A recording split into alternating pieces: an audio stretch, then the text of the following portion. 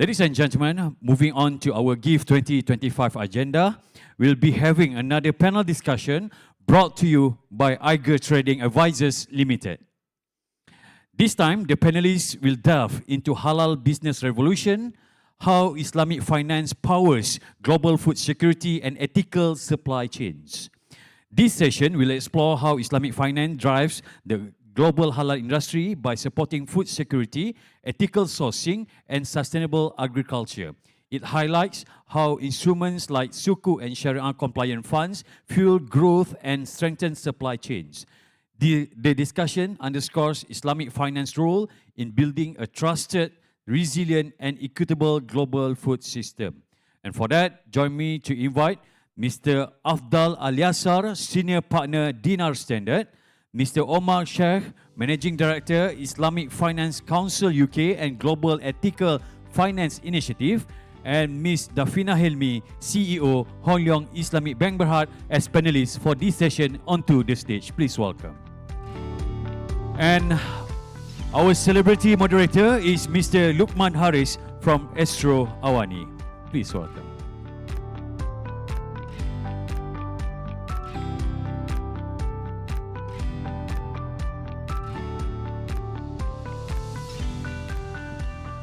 Brother Luqman, over to you. All right, thank you very much, MC. You're using the word celebrity very loosely, but I do appreciate it. Thank you very much. Assalamu alaikum. How are you guys? Everyone doing well?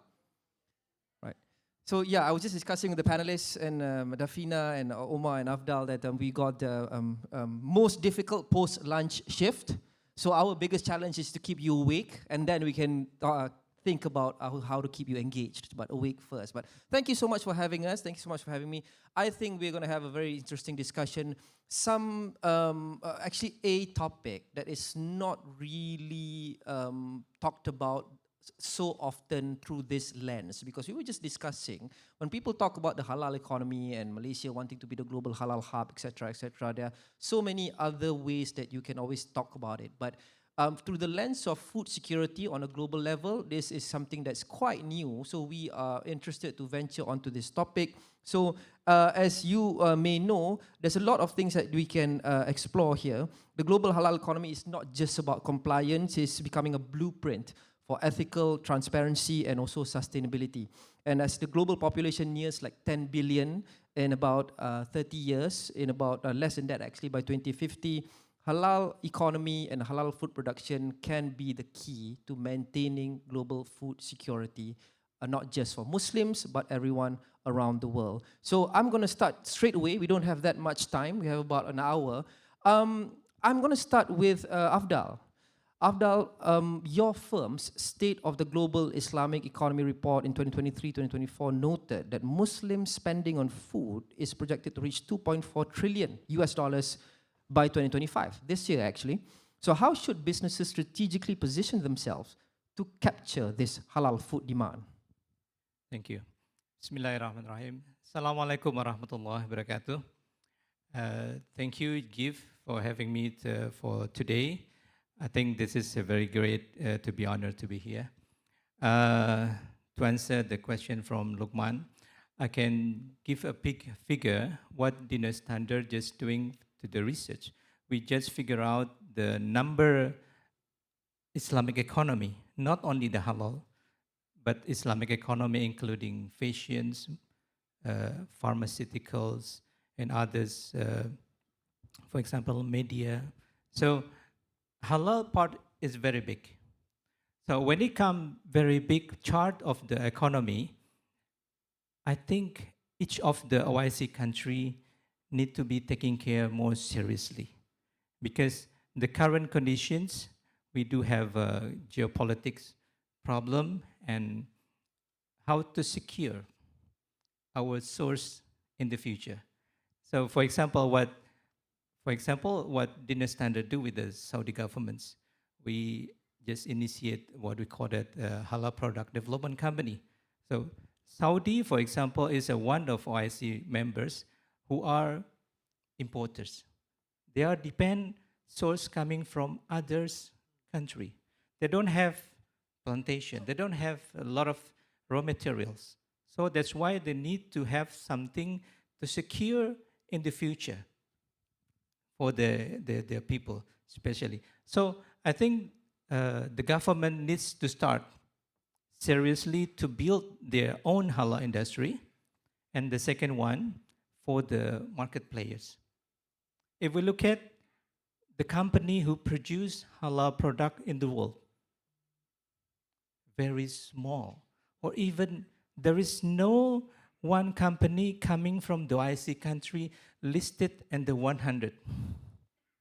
So that's why I think it's challenge for us to get some regulations from the governments and also the support from all the market players to make it connectivity in the future. The capital is there. Some projections state that the global halal market is expected to reach maybe $7 trillion by this year. That's a huge number. But a lot of it is potential unrealized or unfulfilled. Before I go to the other two panelists, just one more follow-up for you. What do you think is the biggest challenge to realize this full potential on a global level?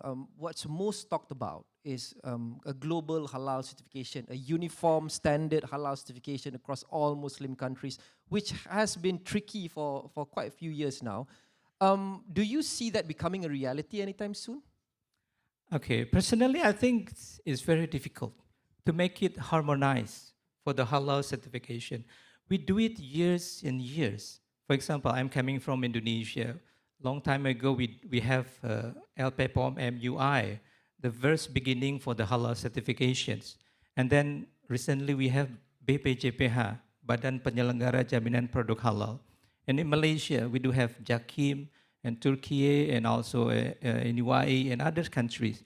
To make a single harmonized certifications is very difficult. So what they are doing now, they try to do recognitions. So Malaysia product certified by JAKIM, Indonesia product certified by BPJPH, Turkey product certified by Turkish certifications, Saudi, UAE, and if we have a global recognitions, so we not look at only a single certifications, but we look at many certification, but with some critical standard. For example, as a Muslim, when we go to other countries, we go to the mosque to pray. We do not asking whether the mosque is the same mazhab with that I have in Indonesia, but we pray there. So I think that's the things for Muslim consumers. They want halal to be fileable. That's the first step. The next steps, they want to have the more independent, the more good quality. That's the second one. That's a bit tricky, isn't it? Because going to a mosque, it's not as tricky as consuming something, food or a drink, because like you said, different sects, different mazhab. Some sects or mazhab is stricter than the rest. So what might be halal to you, technically it's not halal to me and things like that. But I want to go back to the capital, and talking about capital, I want to go to Omar. So Omar, the Islamic Finance Development Report of 2023 states that Islamic finance assets have surpassed around $4.5 trillion. So how can this capital be channeled more effectively into food security as well as ethical supply chains? Assalamu alaikum warahmatullah. Bismillahirrahmanirrahim. First of all, thank you to the organizers for inviting me. Luqman, you talked about a challenge. We have to keep people awake and stuff. So I'm going to start with stating the elephant in the room. The question is of food security and ethical supply chains. Is that correct? Well, guess what? Islamic finance does not synchronize, coordinate, or have any master plan with the halal economy. A structural, systematic, tactical alignment does not exist. When I was in Malaysia last year at the G5, we talked about halal economy, halal businesses, making it mandatory for them to use Islamic banks. And it was like, oh, no, hold on a minute. We'll go for the best pricing, right? Okay, so first of all, I see that as a structural gap. Food security can only be understood in that context. So my focus of my work is in sustainability, That's where I spend my time in sustainable finance, mainstream sustainable finance, and also in Islamic sustainable finance. We've enjoyed a lovely 10 years of an absolute boom time where funds under management have moved up to 30, nearly 40 trillion dollars. The only talk in the town was sustainability, and along came COVID, and along came Ukraine. And all of a sudden, supply chains were disrupted, inflation kicked off, so we started to talk about energy security, food security, and affordability. These issues relate particularly in sovereign scenarios, and we saw geopolitical tensions in the Middle East and the Gulf as well, where supply chains were impacted. We see in Europe the impact on supply chains. So to address this, you need to tactically align a master plan, and we need to start saying, what is this Islamic finance money being used for? What sectors in our economy are strategic that we need to ensure we can address security concerns, but at the same time in a way which is regenerative, in a way which is ethical, in a way which sits to the purpose of Islamic finance and Islamic social finance and the halal economy around the maqasid, around our understanding of wealth and our materials. So therein, Luqman, I think, lies the challenge. You said ethical supply chains. When did Islamic finance or anyone ever look at how well fair paid the employees are? Do we look at employees as a cost? Or do we look at people as a profit? So when you think about people as a profit, yeah, then all of a sudden, everyone counts, right? I want to go back to a interesting question you posed just now. You asked, where is all this money from Islamic finance going to? Do we know that for sure? Do we have a clear answer to that question for now, Omar? Yeah, there's a lovely report issued by LSEG there. There's few, every bank has to declare which industry sectors in their annual reports where the money is used and financed. Of course, it's asset-backed, but it's also ethics-driven. And the pioneers have done a fantastic job in building the sector. But as the Prime Minister said yesterday, and His Royal Highness said on Monday, now we're at a beautiful moment where we can move beyond compliance to purpose, where we can start leaning in on the ethical values better. But also, again, another missing trick for us is Islamic finance does not sit in isolation of the Islamic understanding of wealth and of economy. There are other critical levers, which you all know about, called zakat, called awqaf, and other Islamic social financial tools.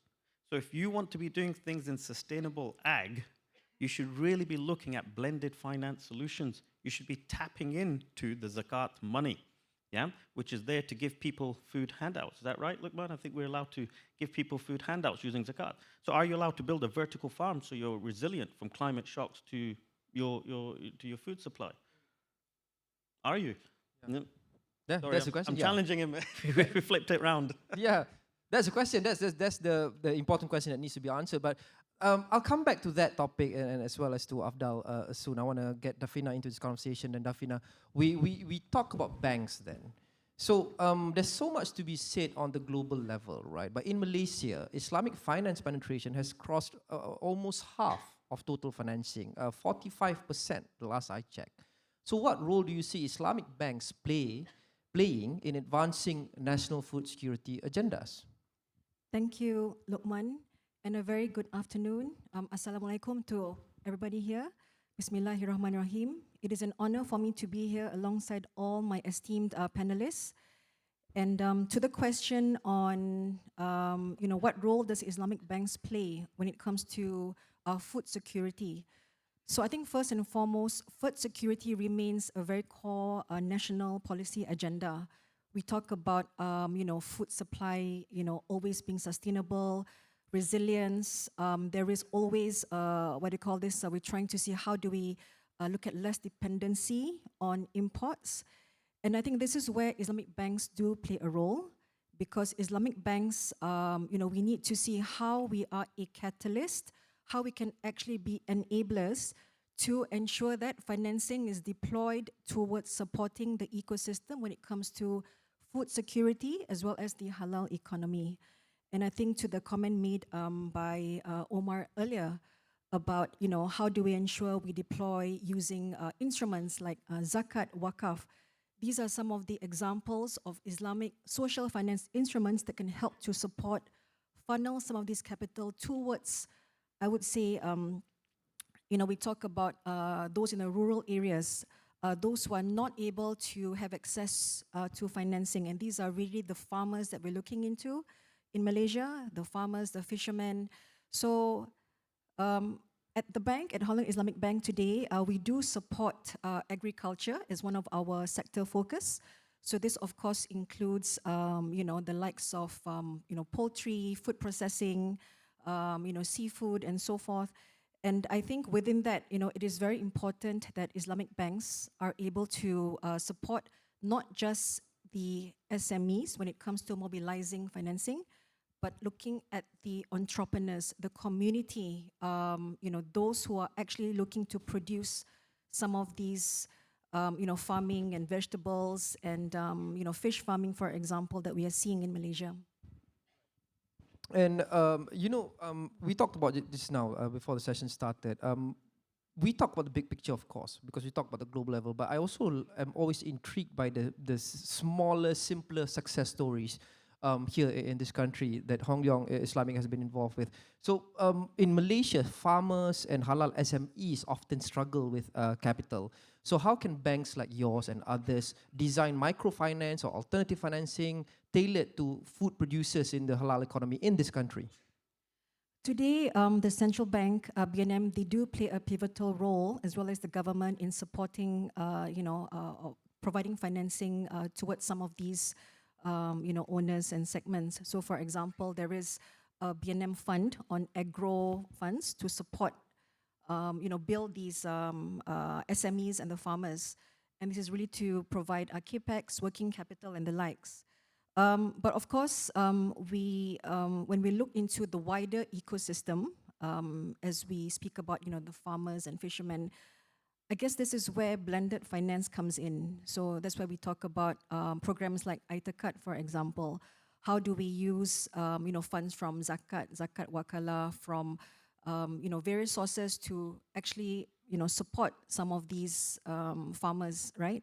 I think that is something that banks are looking into. Most of the Islamic banks, they do have programs, or they are a participant of, the Aitakat, where this can support.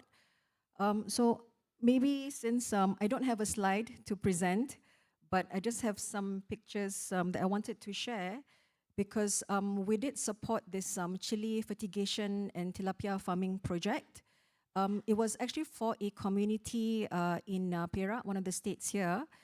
And maybe just go to the next slide. So you can see the area of, or the land area that is being used to cultivate, this chili. I think it's quite impressive. And this is really coming from, we would say, the lower end of the poverty line, the asnaf workers. And I think for a financial institution, when we come in, this is where our role as an intermediary comes into play. Because we not only support through Aitakat to provide the financing to these, to this chili fertigation and to these farmers, but one of the things that we also did was on the financial awareness and financial literacy.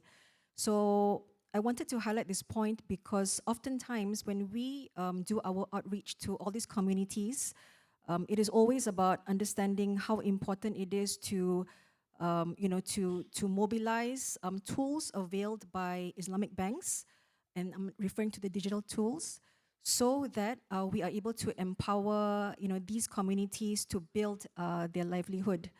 For this particular project, it was really about ensuring that the farmers and the or the chili planters, right, to have a sustainable income.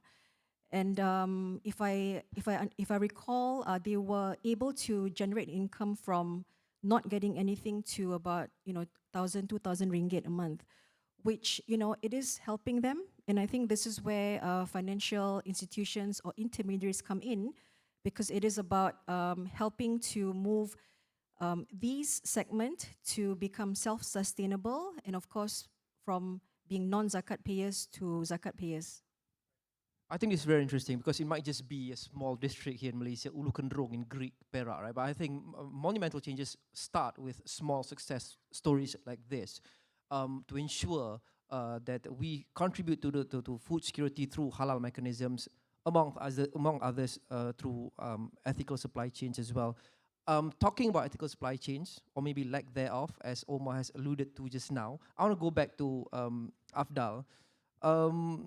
Your organization, DinarStandard, often highlights the economic resilience of halal sector. So now we have things like inflation, we have food insecurity. How do halal businesses stay competitive while not cutting corners on ethics, regardless of whether you believe there are ethics or not? Yeah, I think some of businesses look at the halal something difficult for them because they don't understand how to start it. But when we do our research, we found some businesses, for example, like halal pharmaceutical. They start halal from the beginning. They're not talking how to certify the medicines, but they are trying to put halal at the beginning research to develop, for example, vaccines developments. So halal requirement they put at the very beginning levels. So with these conditions, it will change what we can say it's difficult. So because of halal already implement since the beginning, the raw materials is required halal. The process required halal. So when it's come to become a finished product, so very easy for them to deliver halal certified finished product. So that's why this mindset need to be, we need to say to all the business players, if you want to go to build the halal industry, to go for the halal economy better, try to look at halal not at the end of the requirement, but at the beginning levels. From a business standpoint, I guess the concern is that being halal or ensuring your halal status throughout the supply chain is more expensive than the other way around. So therefore, increasing the probability of companies cutting corners on some things, including ethics, because it is costlier, right, to ensure halal, compliance and certifications across the globe. Yes, that's right. Because they are trying to look at what they call the critical point when halal contaminations will be the risk at the manufacturing process, a logistics process. So how to tackle this issue? All the other players, not only the producers, logistics need to involve, and also the warehouse, and for the financials. If the banks say, oh, okay, I can give a better price if you implement the halal requirements, maybe it will make some change. Logistic company, for example, I get data from Indonesia. We do not require the logistic as a mandatory requirement halal at this time.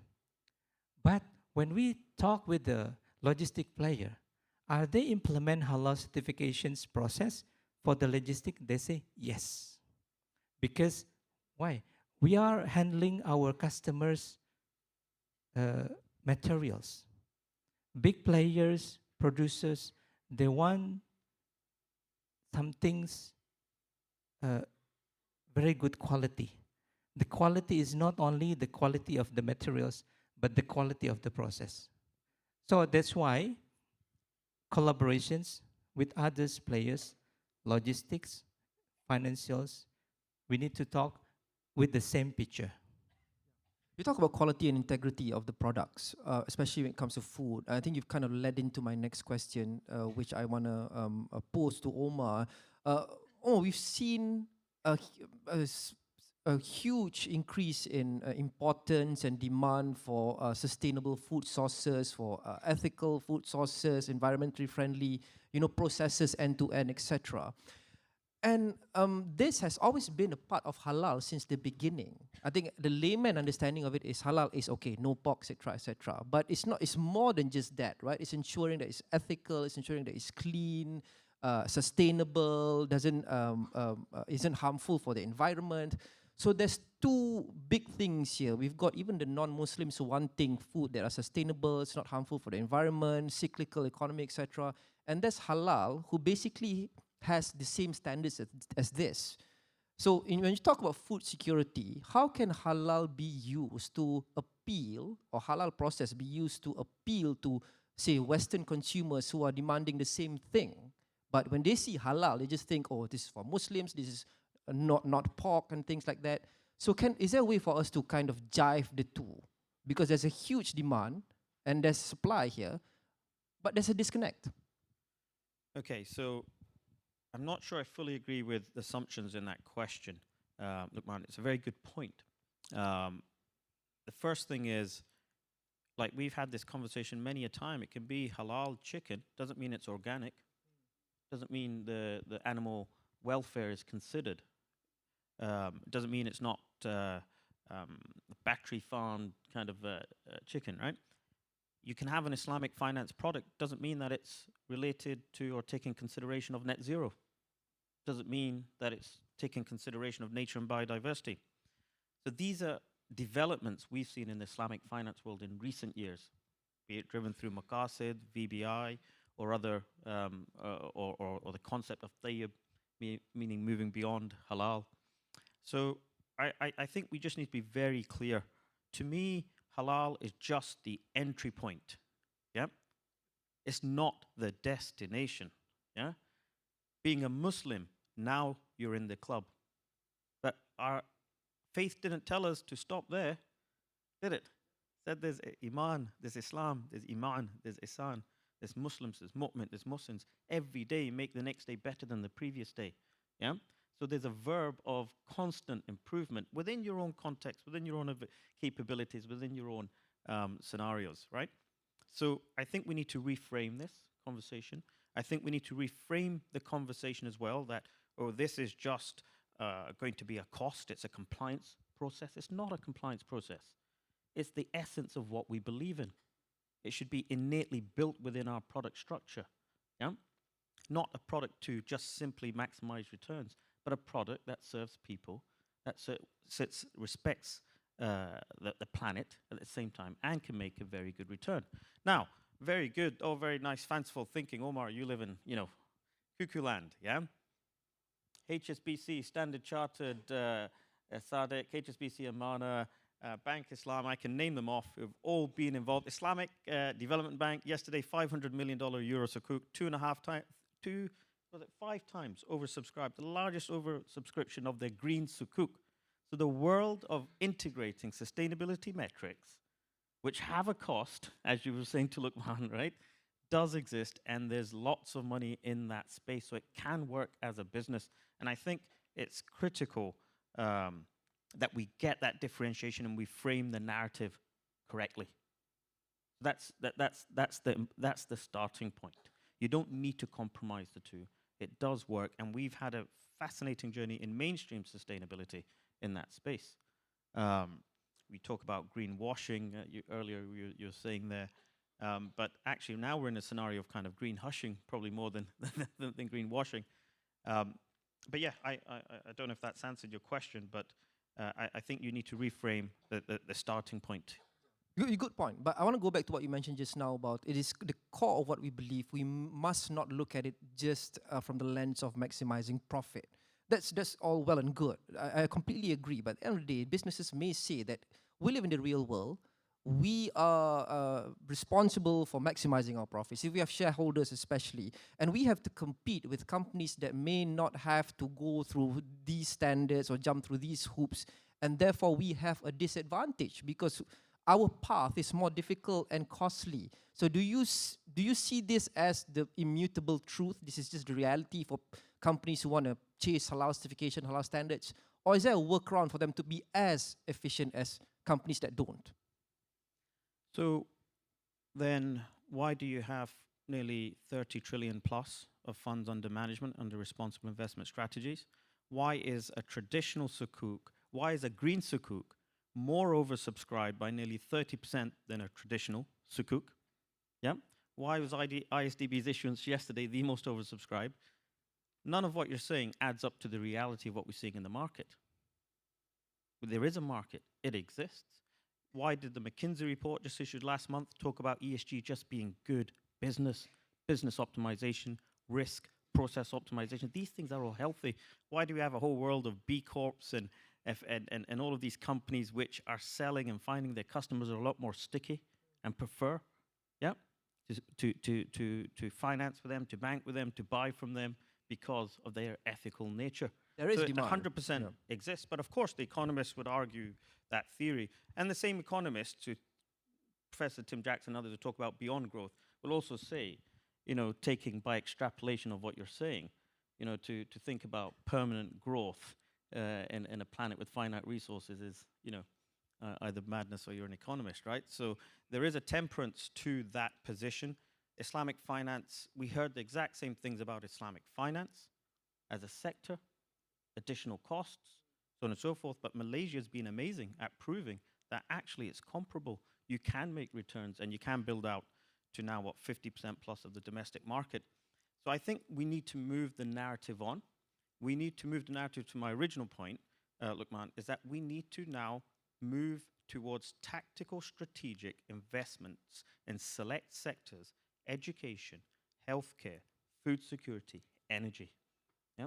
And we need to now innovate in Islamic finance to work closer with two fronts. One, everything Afdhal's talking about on the halal economy. Yeah? And number two is the areas that you've proven there, Dafinah, in terms of zakat and the awqaf funds, to get blended finance solutions in there as well. That's where I see the next frontier of innovation and opportunity for the Islamic finance market. Islamic finance should be the financier of choice for renewable energy, right? Good point. Yeah. Thanks, Omar. When you talk about ESG integration, right, Dafinah, ESG integration is and has been a big theme for the past few years. So, Dafinah, how do you balance Sharia compliance with sustainability requirements, especially when data and disclosure in supply chains are still quite weak? So when it comes to ESG as well as Sharia, they're actually very much, they're very much aligned, right? So ESG asks us to do good, but Sharia tells us the what and the why, right? The how and the why. So I think it's very, important to see that, it comes with the, equity, with the stewardship, with the ethics, with the amanah, right? The trust. So I think, it's very much synergized, right? It's really about how do we ensure that when we talk about ESG and we talk about the wider maqasid, right? What is the outcome, the intended outcomes of Sharia? That's where the purpose becomes very important. And yesterday, we were talking about the whole premise of triple bottom line. We were talking about how do Islamic banks start to really think of using social Islamic finance instruments, right, as the next level. So we talk about really scaling things like zakat, cash wakaf. You speak about sukuk and all that. So all this is really to be able to mobilize, capital towards the segments that require it. But if I can just share one of the, we talk about innovation. So one of the programs that has been, rolled out by BNM, which is about greening halal business. So it's not just about looking at the halal ecosystem or the supply chain, but it's about making sure that these SMEs are also ready in their transition plans. So, and why it is important is because at the end, we want to ensure that the SMEs in the country are resilient, they are able to scale their market and explore new markets and to be competitive, right? At the end of the day, it's about ensuring there's not just food security, there's job security, employment is created. So how do we, ensure that the ESG and Sharia converges, comes in, and that's where roles of financial intermediaries like banks come in, and it's not just banks. I think you mentioned, Omar, about collaboration. I think working with partners, there's a lot of I would say whether it's agencies, whether it's fintech, we talk about traceability. So it's the whole ecosystem has to come together to ensure that we are able to uplift these communities, promote entrepreneurship, so that we can drive inclusivity and sustainability. So I know that sounds like a lot of buzzword and is a mouthful, but I think this is where we are. As you mentioned earlier about the growth of Islamic finance assets against some total banking assets in Malaysia is already reaching parity, right? And we are in a dual banking system. But I think how do we look at Islamic banking to really have that, or to pivot towards having a differentiator, looking at real risk-sharing structures.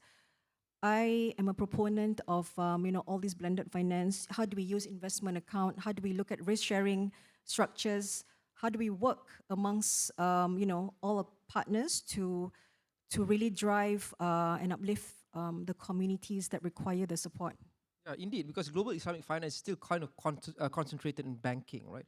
But asset management and venture capital in halal startups, for example, are still lagging. What roles do you see bank playing in filling this gap? So asset management and VCs have their own mandate of how they want to provide or look at alternative financing or seed capital to support some of these business owners or startups. So today, we mentioned on blended finance.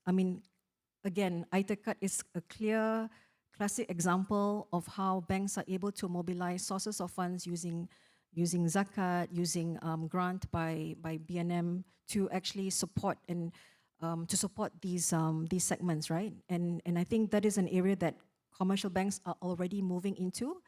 And it's not just about being able to get the grant, but within the ecosystem, at least the experience that we have had, is that we have seen there are a lot of philanthropic funds. There's a lot of organizations that does have fund. They need to mobilize these funds into projects that create impact or impact-led projects. So again, I guess the call here is how do we get all of these partners together and see, what are the communities you want to support, what kind of funds can be mobilized, what kind of Islamic finance structures can be used to support this. So, I think it goes back to collaboration and making sure that the outcome is really, that it's a bigger purpose than what we are doing today as just merely looking at the financing angle. And what we're talking about today is basically the big picture, is supply chains and also food security. So I want to go back to Afdhal. In this lens, we've talked about many things pertaining to food security and ethical supply chains, etc. I want to talk about new technology, because it's always talked about it disrupts pretty much every sector and industry in the world. So you've got AI, you've got blockchain. How do you see tech now, and new tech, becoming an enabler of halal integrity and supply chain transparency? Very interesting. Actually, technology will change how halal recognized by the consumers. For example, when we have export and import, we export some materials, food materials from Indonesia to UAE. We have logistic or customs declarations. In the other destination, they input some data there. Currently, we have, and even for the Islamic finance, we have easily to calculate the tax, easily to find the HS number and everything's, all the requirement related to the export. But the questions, can we easily find whether the stuff in the container are halal certified or not? If we put halal as a one field data into our national logistic systems, so halal will be enablers. It will be recognized when a product moves one country to another country and move to another country, still keep the halal data. So that's the important things of the technology involved to make halal to be easy implement in others locations. So technology is very important, but how to make it more implementative? Governments need to involve. When we talk about the national logistics systems, we do have in ASEAN, Indonesia, Malaysia, and others ASEAN country, we have national single window to recognize import and export between us. And we expand this national single window with other, for example, like in China and others countries. But when we put the halal data into that systems, it's very easy to make it recognize data. And this is what we call it traceability. So how to trace the source materials, the warehouse, the transporters, destination harbor, and etc. So that's technology is very important. When data is very, very good quality, and the AI will be easy to implement. At the end of the day, it comes down to standards and transparency in reporting, etc. So I want to go back to Omar. Omar, the UKIFC, you guys have been active in promoting shared values between Sharia and ethical finance. Last I checked, regulators and standard setters, AOFA, OIFI, IFSB, etc., haven't formally integrated sustainability into Sharia compliance. Correct me if I'm wrong. Do you think it's time for them to do that? Will that make a big difference? Yeah, so we've been operating at that intersection between Islamic finance and mainstream sustainable finance. And as we have the two entities, Global Ethical Finance Initiative, which is mainstream, and UKIFC, which is Islamic finance, we uniquely understand that zone. So it's not a case of bridging, it's a case of actually seeing it from all more comprehensive set of perspectives. So yes, the reality is our Sharia governance modalities to date have not considered some of these factors, like the Sustainable Development Goals. That's the lapel here that I have. And we have a situation. So what we've been doing over a number of years, we ran the Global Islamic Finance and UN SDGs Task Force with Islamic Development Bank, UK government. We did a high-level working group with London Stock Exchange Group, Project Tayyib here as well. We've been trying to unpack this. The reality is there's a lot of similarities and overlaps, right? And the reality questionably should have been Islamic finance leading the charge here. What we have seen is leadership here in Malaysia. We talked about it on yesterday's panels with VBI, but also the Maqasid-driven approach and SRI Sukuk from the capital markets. Just ahead of COP28, the UAE Central Bank issued its Islamic Sustainable Finance Guiding Principles, looking at Islamic banks in the UAE to be the face of sustainability. So I'm actually very happy to see, Luqman, that there has been recent progress in this space. There remains a lot more to do. We're seeing the market move in the instruments, over 15 billion plus of annual issuances now in green and sustainable sukuk. But there is still challenges in unpacking that, and there are challenges in integrating that formally into the Sharia governance framework. Now, I remember speaking with some scholars in Indonesia, actually, a few years ago, where they did look at things such as deforestation and the nature biodiversity impact of the structures. But as it sits right now, there's nothing there stopping a sukuk being involved with deforestation. Yep. So somewhat might sound a bit kind of counterintuitive, but the reality is we started with a compliance-based approach, and now we have the opportunity to move forward into a kind of more regenerative and proactive approach, which is why we use the term Tayyib inspired for a lot of our work as a reference in scripture where we can locate some of this. People use Maqasid, people use sustainable finance, all of which is the same underlying intent, and that's where it starts. That intent is critical, and I think, Afdhal, you mentioned intent earlier in your comments. But you mentioned sukuk. But can sukuk, or in fact, Islamic investment funds, be structured to de-risk food supply chains and protect vulnerable groups and markets in this climate of inflation, etc.? So look, when we talk, let me flip it around. Food sovereignty, price stabilization, and ensuring affordability cannot happen at the cost of integrity. Therefore, for Islamic finance to engage in this sector, we need to move kind of food security from a reactive intervention to a regenerative, affordable, dignity-driven model. That requires strategic allocation and innovation in financial engineering, structuring, and collaboration with the relevant sectors. So when we looked at nature and biodiversity with the work we did with the UN at GEFI, how can you make nature and biodiversity affordable, for example? We ended up sitting in the agri world, and it was sustainable ag, which was the only bit that you could actually get a return on. So we looked at vertical farming and so on and so forth. These are the things that we need to be innovative on. We need to strategically, tactically kind of align to this. And that's where I referenced earlier, not just nature-based sukuk, as one sukuk, but also using waqf funds for this, because a lot of waqf was to protect nature as well. Using mudaraba-based cooperatives. Can we do at the micro smallholder farmer? There's a great initiative that won a prize yesterday, Baghi in Pakistan. Can we scale up these institutions? Can we work with the large agri providers, banks who are the biggest providers in agri space, be it in Nigeria or Pakistan and others, and actually introduce programs that changes or tweaks the food supply to reduce carbon emissions in cattle and so on? So these are some of the things that ultimately we need to look at if we want the finance to create the kind of climate resilient agriculture, which is powered by a kind of renewable source as well, but also integrates into an ethical supply chain, because you can't just have the financing. The farmers need to be paid properly. Yep, they need to be afforded that dignity, and the whole system needs to work in a more circular approach. That requires strategic intent and tactical alignment.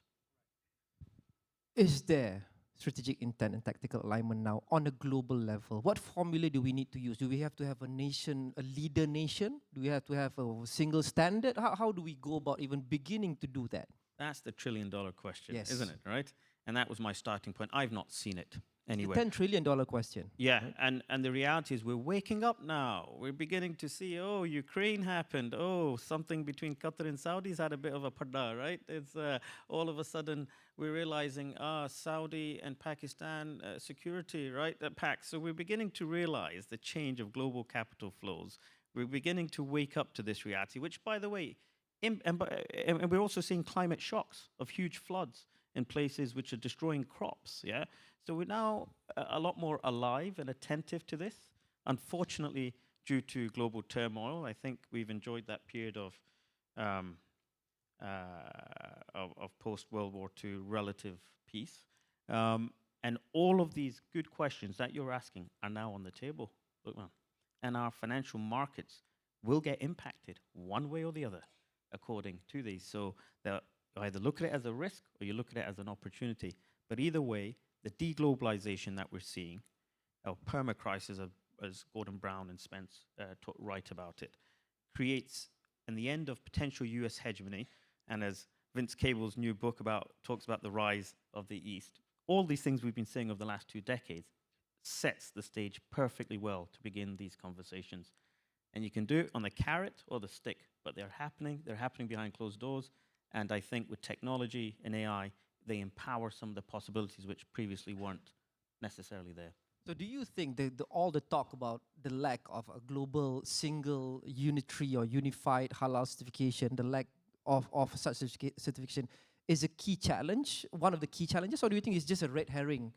Honestly, I don't want to say anything to upset Afdhal, but you've got to move your mindsets beyond reactionary and beyond compliance. Halal is just the beginning. If it was a hindrance, how big is the global halal economy? 5 trillion, you said? Yeah. It's projected to be 10 trillion. Right, 10 trillion. It wouldn't exist if it was a barrier. Would it? It's counterintuitive if that's a problem, the lack of comparability and consistency and so on and so forth. It will always be an ongoing challenge. Governments, regulators will continue to do that, be it in food, halal food in the UK, or be it in or be it in cosmetics, or be it in finance. I think that will continue. But the question, the macro trends that you talk about, they're the bigger picture. That's what really matters. And we can look down and start tweaking around here, and have halal stamps on water. when some of our people don't even have water to drink, right? Other people have just been flooded and have potential irrigation sources that can help enhance crop yields over the next decade if it can be harnessed, right? So from my lens, at least that's some thoughts. Allahu alam, I don't know. No, well said. I want to go to Dafinah. So Dafinah, we've shared many challenges. Let's talk about Malaysia for the final question. I think we have about 10 minutes, probably one question each before we wrap. So Malaysia, this has been repeated many times. We've all heard it before. Malaysia aims to be a global halal hub, I think by 2030, if I'm not mistaken. So from a banking perspective, what must change in our financing policies to make this ambition not just achievable, but realistic? Okay, to support Malaysia's aim to be a global halal hub by 2030, the financing policies has to be aligned to these strategic goals. And I think within, just to share with the audience, in Malaysia, so we have the Halal Industrial Master Plan until 2030. There's a new industrial master plan that is a roadmap on all the transformative, industrial plans that is required. And then, of course, we have, the NETA, we've got the, and the overarching Madani framework of where we want to be in terms of positioning Malaysia as a global halal hub. I think just to share some statistics, we are looking at about 115 billion US dollars halal market for Malaysia by 2030, which is another 4 years to go.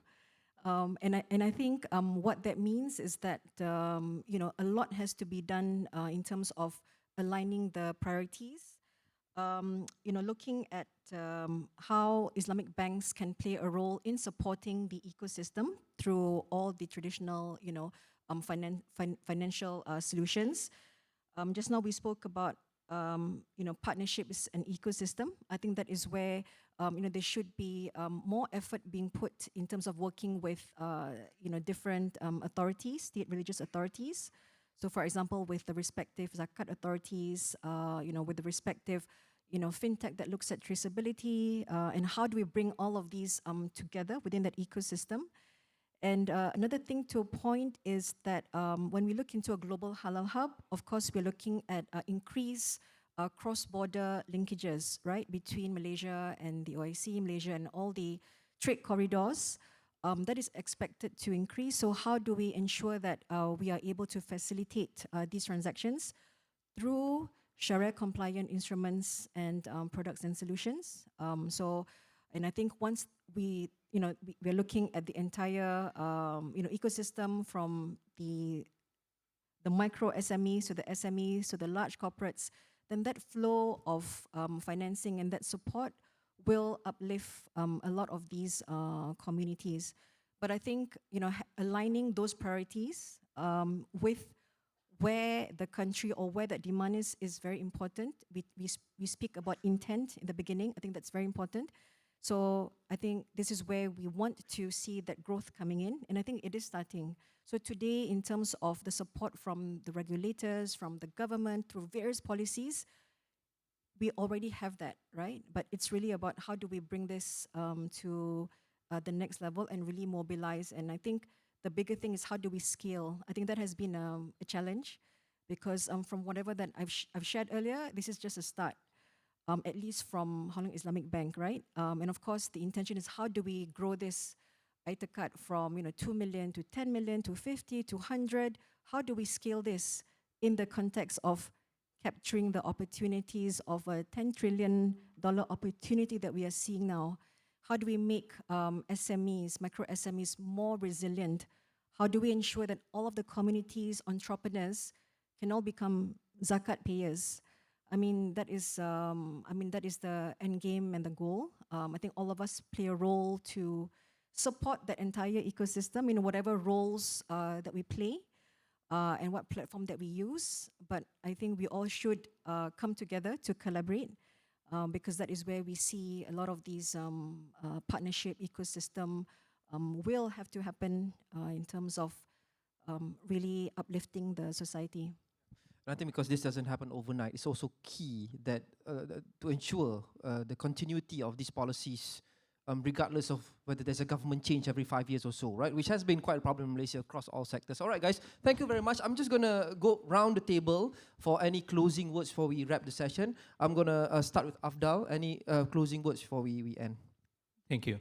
I think in the future, because of this halal potential is very big, the key is collaborations. We know currently we don't have big player in the market coming from the OIC countries. We don't have big producers coming from the OIC countries. We know exporters, there are big players coming from the non-OIC countries. So how to implement collaborations between OICs, intra-halal trade alliance? I think that's very important for the futures to be implemented.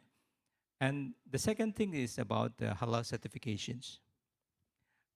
When we talk about halal, not only the certifications, but we need to look at how halal involve to the others part area of industry, logistics, marketplace, what you call it, the QR. Malaysia have a QR payment, right? AI. So halal need to be there. Halal data need to be available in financial tools. So that will be easy to linkage when we have a very good data. And I think the Islamic Bank will more easy to financing the halal industry in the future. You still hold up hope that there's going to be a global halal certification one day? Or should we just accept that that's not going to happen, but that's no problem? That's a long story, actually. Yeah. Yes, I think instead of we are talking about the long, very long story, why not we do more actions start now? All right. Good answer. I'm fixated on the certification thing because I've been on quite a few panels talking about halal and I can't stop asking about it. And Omar's going to tell me you have to change your mindset. It's more than that. I take note of that. Thanks, Omar. And yeah, Omar, any closing words? Yeah, so sorry, you must not change any of that. You must continue the good work. But that's not the end point. It's the starting point. Yeah, that's my view. And on that comment, all I'd say is super well done to Malaysia and the pioneers in Islamic banking and finance, and indeed the halal economy. You've got us to this stage. I feel we're at an inflection point. I feel the world is changing rapidly. We have tools we have never had in the DeFi, AI, etc. scenarios, paradigms. And the kind of tectonic plates of geopolitics are moving. This conversation around food security cannot be taken in abstract in finance alone. It has to be taken within its political dimension, which is why all of my comments have been located, just a caveat, so I can get back into my country on the way out. But that is an excellent opportunity for the financiers, for the industrialists, for everyone who are innovators, are brave enough to innovate, to look at outcome-based funding, for example, like Khazanah did with their social impact sukuk here with the schools, to look at SDG-aligned sukuk as HSBC have done and others, right? This is the most opportune moment. We're at an inflection point.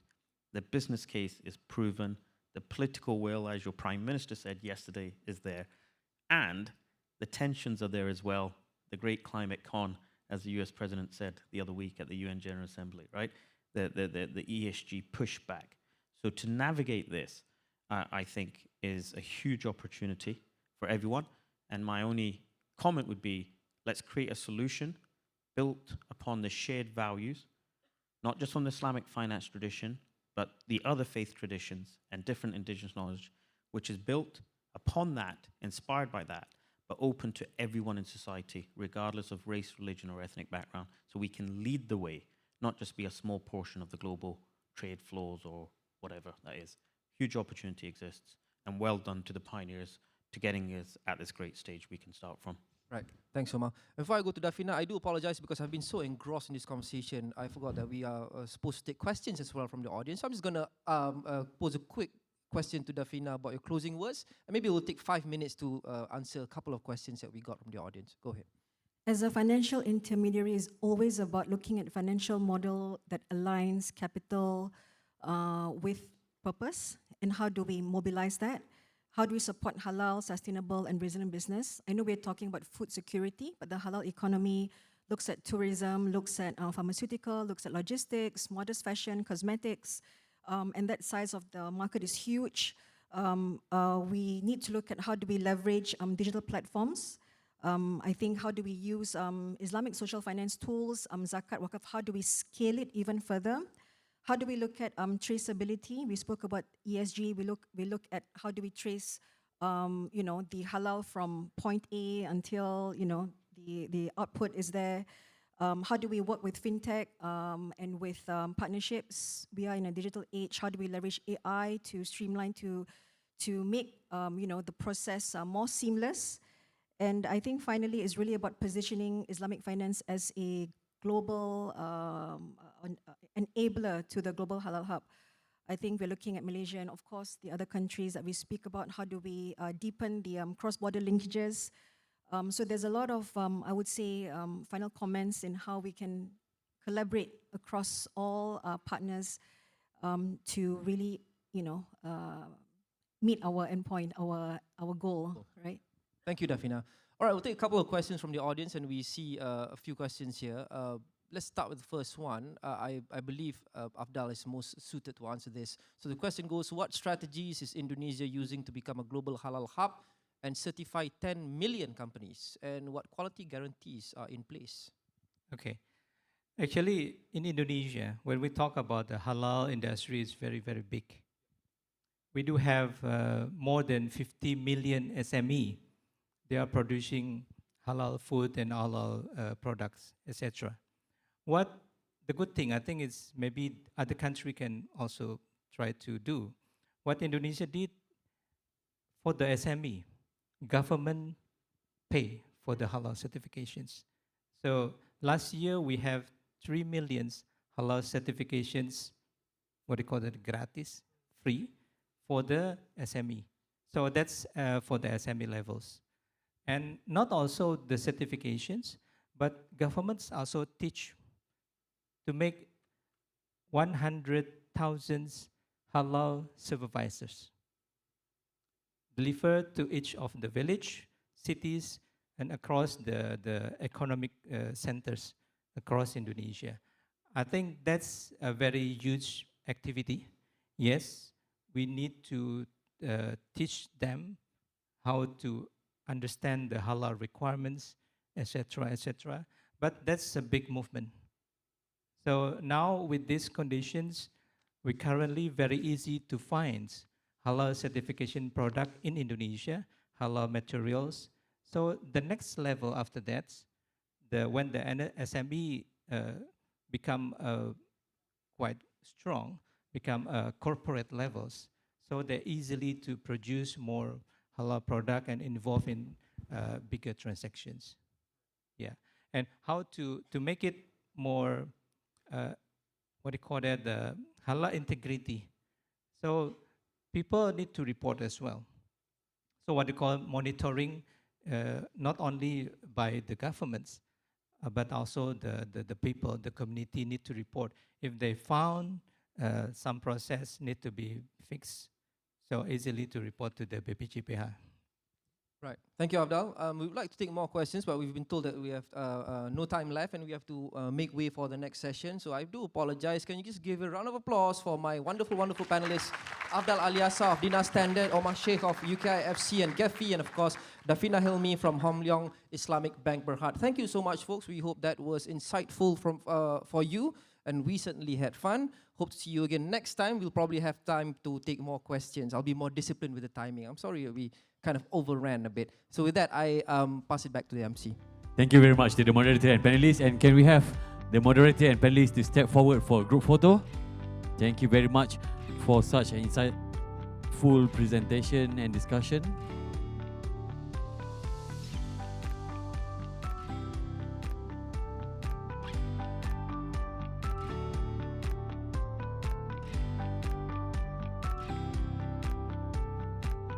Ladies and